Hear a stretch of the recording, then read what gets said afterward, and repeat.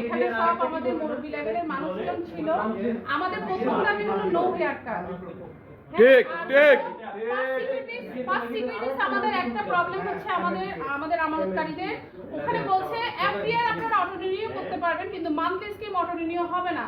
তাহলে আমার social Islamic bank, Exim bank যদি আমাকে অটো রিনিউ করতে দেয়, আমরা যদি সবাই সম্মিলিত ইসলামিক ব্যাংকের গ্রাহক হয়ে থাকি, তাহলে কেন ভেদাভেদ হবে? ঠিক ঠিক। আরেকটা কথা, এখন যদি আপনারা অটো রিনিউ চালু করেন, এই যে 5-6 মাস যে ওদের অটো রিনিউ না হওয়ার কারণে যে লসটা হয়েছে, সেটা কিন্তু ওনাদেরকে সেই লস বাবদ ওনাদেরকে যেটা মুনাফা পাওয়ার সেটা সবাই কিভাবে পাবে, এভাবে এনশিওরিটি করতে হবে। ঠিক ঠিক। টাকা তো কি উত্তোলন করে নাই, টাকা ব্যাংকেই ছিল, তাহলে ব্যাংক কেন ওইটার প্রফিটটা দিবে না?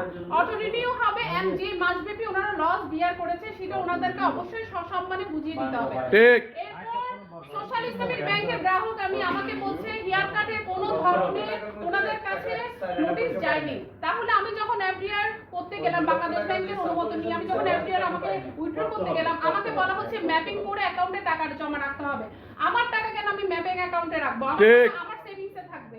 আমি যেখানে ব্যাংকে রেখে আমি এত বেশি অসুবিধাগ্রস্ত হচ্ছি, তাহলে আবার ম্যাপিং করে কেন আমাকে কোনো জায়গায় জমা রাখতে হবে? বাংলাদেশ ব্যাংক যখন এটাকে সম্মিলিত ইসলামিক ব্যাংক বলেছে, সবার সাথে সেম লেভেলে সেম ট্রিটটা করতে হবে। ঠিক। আমরা এইভাবে রাস্তায় থাকতে চাই না। প্রথমত আগে বুঝতাম, নিজের মনকে বুঝাতাম এটা অন্তর্বর্তী সরকার ছিল, নাও এটা নির্বাচিত সরকার। আমাদের সরকার আমাদেরকে নিয়ে কেন কথা বলতেছে না? কারণ আপনারা কথা বলতেছেন না।